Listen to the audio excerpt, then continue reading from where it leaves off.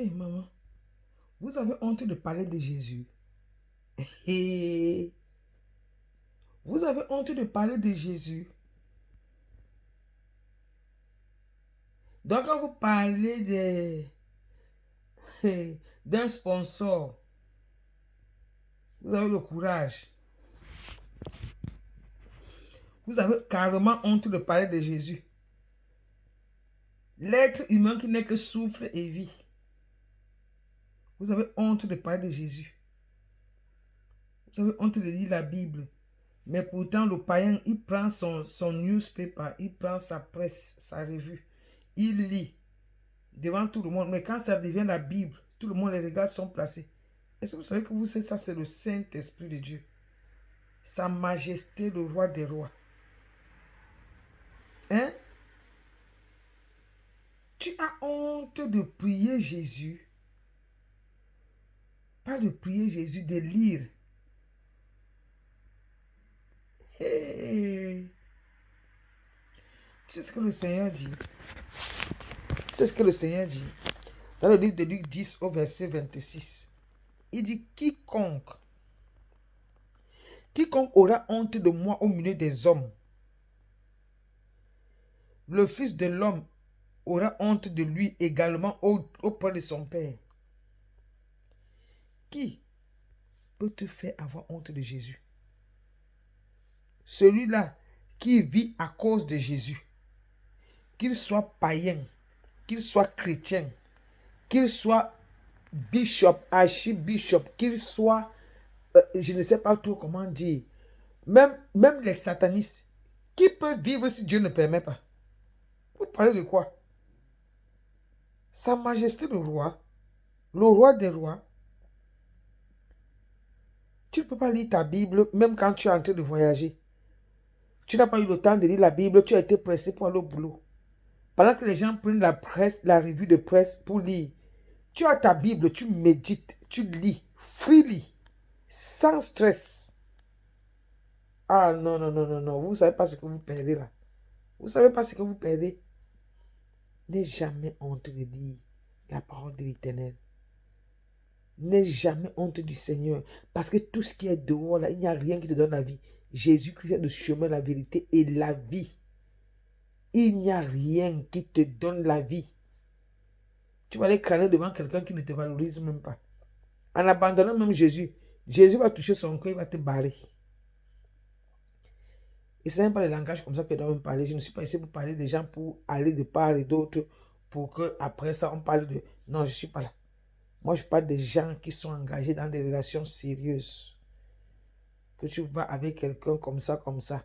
Si tu es une personne qui passe par une situation où c'est difficile pour toi, ça doit peut-être être un blocage, ou alors ça doit peut-être être ton caractère, ou ça doit être quelque chose, je ne sais pas trop. Il y a forcément une explication à cela.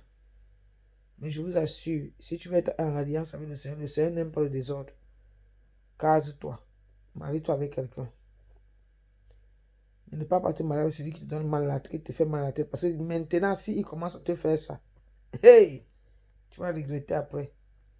C'est pour cela qu'il faut avoir des gens qui ne peuvent pas t'empêcher de lire la parole. Quelqu'un qui ne peut pas, c'est-à-dire qui ne peut pas être un obstacle pour la prière. Et je vous assure, si tu tentes de quitter pour aller prendre une personne qui est un obstacle pour toi la prière, qui te dit que non, laissez-moi les affaires de Jésus là, c'est un malheureux. Parce qu'avant qu'il ne finisse de dire Jésus, il ne connaît pas ce qu'il attend devant. Mais comme Dieu est amour, il accorde la vie et la grâce à ses enfants.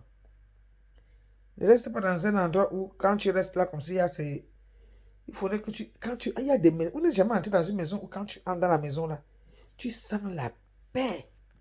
Donc tu sens qu'ici là on prie. Tu sens qu'ici il y a la vie. Voilà les choses comme ça qui te montrent, qui te font aimer ton Dieu. Moi, je parle, les gens me disent que je parle toujours de la prière, de la prière, de la prière, de la prière. Je parle de la prière parce que la prière est mon seul appui. Mon seul appui. Imparfaite comme je suis là. Qui me justifie? C'est le sang de Jésus. Qui m'éduque? C'est le Saint-Esprit. Qui fait mes choix? C'est le Saint-Esprit. Hein? Qui est en moi? C'est Jésus-Christ. Qui me pousse à venir parler aux gens ici? C'est Jésus-Christ. Et en passant, en parlant, parlant par rapport à ce que je fais, il y a beaucoup de gens qui viennent m'écrire inbox, je vous en supplie. Quand vous venez inbox, vous ne partagez pas. En commentant, tu contribues à l'évangile.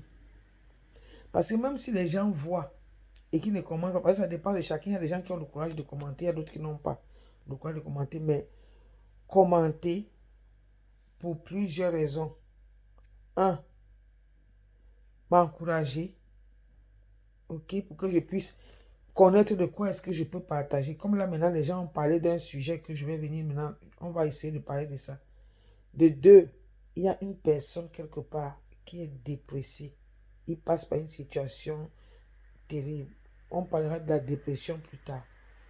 Avec les situations dans lesquelles ils vivent, ils n'arrivent pas à affronter les situations, ils n'arrivent pas. C'est un peu très très difficile. Et ça fait souvent très mal quand vous voyez les messages inbox. Vraiment. Le partage, ne venez pas inbox pour peut-être parler de votre intimité inbox. Là maintenant, on parle ça, on développe ça et on partage ensemble pour pouvoir essayer de trouver une solution et expliquer, donner un conseil à quelqu'un pour qu'il ne tombe pas dans l'erreur. Vous comprenez ce que je veux dire? Et aussi, ça motive et ça évangélise, ça aide les gens à ne pas faire de mauvais choix, à être dans le plan de l'Éternel. D'accord? Je vous en supplie, c'est très encourageant de pouvoir commenter ou alors de pouvoir poser des questions. Ça peut aider ton frère. Et là, tu auras sauvé une âme. D'accord? Je disais donc, toi, comment tu peux faire pour valoriser quelqu'un qui ne te donne pas la vie, au lieu de valoriser la vie, le Seigneur des Seigneurs, le Roi des Rois, l'étoile brillante du matin. Il est ma vantardise. Hein? Hey! Mais c'est une erreur que tu es en train de faire là. Est-ce que quand tu vantes Jésus, tu connais que par exemple quand un enfant se dit, oh maman, tu es mignonne, oh papa, tu es comme ça, oh papa, tu le bénis plus, non? Faites ça. Faites ça, vous viendrez me dire. Vous viendrez me dire. J'étais en train d'écouter une... Il y a une femme en passant, je ne la connais même pas, sur le TikTok. Elle était en train de parler et elle parlait et elle demandait aux gens de ne pas trop se casser pour faire des longues prières. Pour faire des longues prières. Écoutez, hein, pardon, je vous en supplie. N'allez pas suivre n'importe quoi. Parce qu'il y a quelqu'un qui m'a... Voilà, c'est l'une des raisons pour lesquelles je viens développer ça ici. J'essaie de venir donner mon point de vue. Parce que je n'ai pas le monopole du savoir. Je contribue. Et pour moi, selon la parole de l'Éternel, je donne mon point de vue.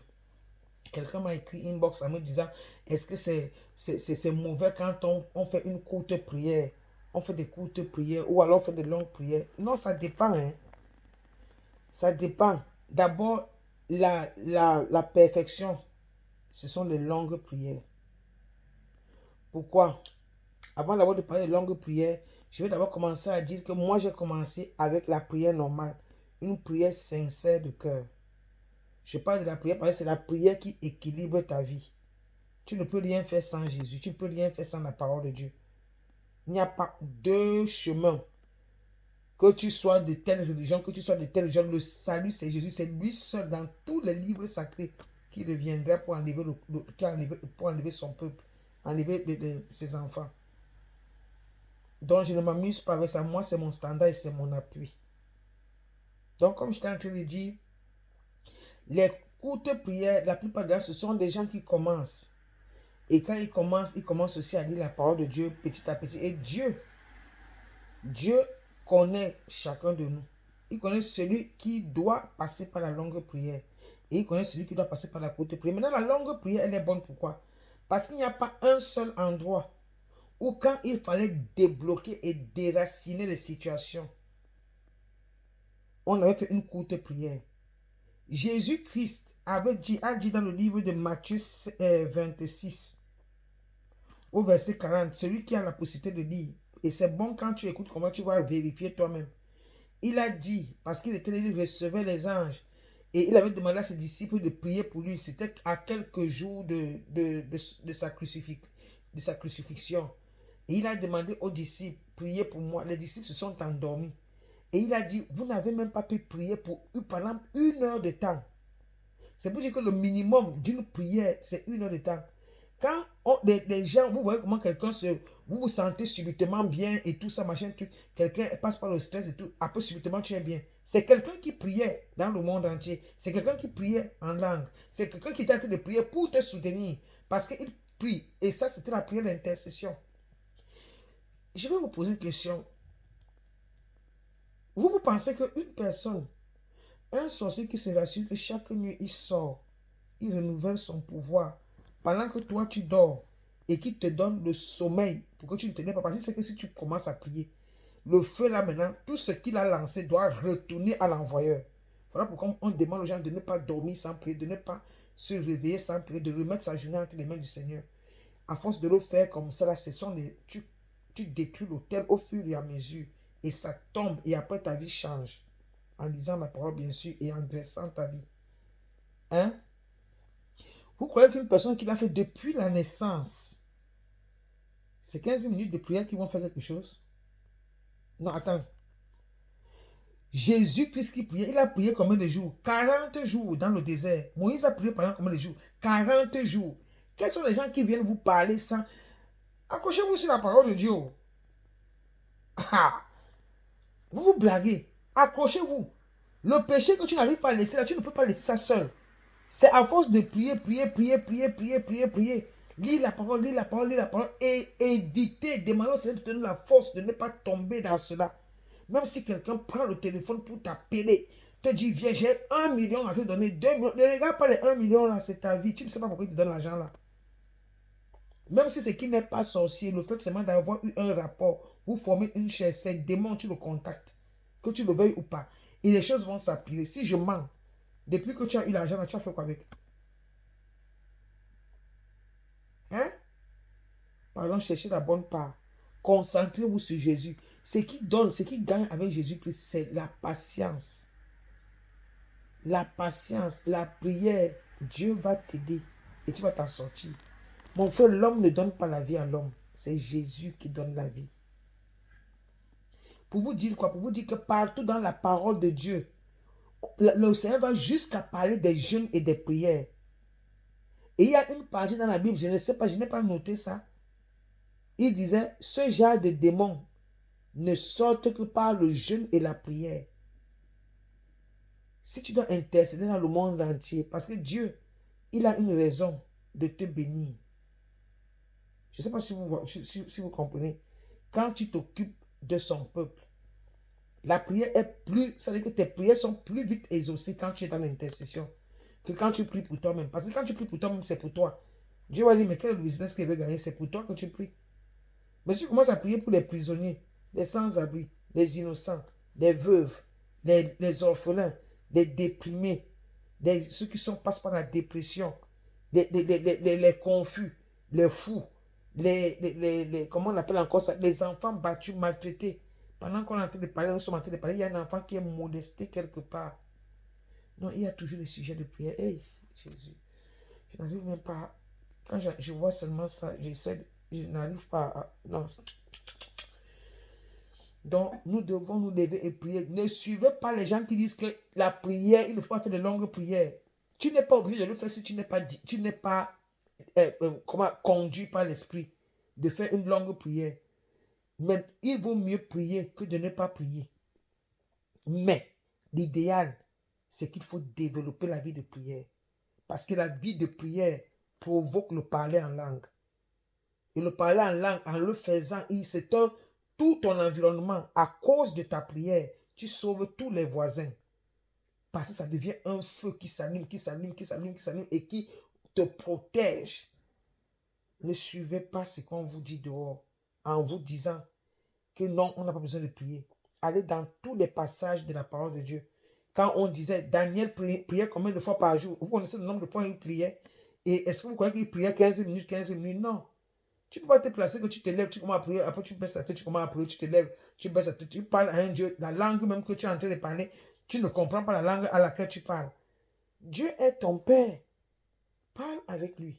Cause avec lui. Hein? Dieu n'aime pas le protocole. Dieu aime la simplicité.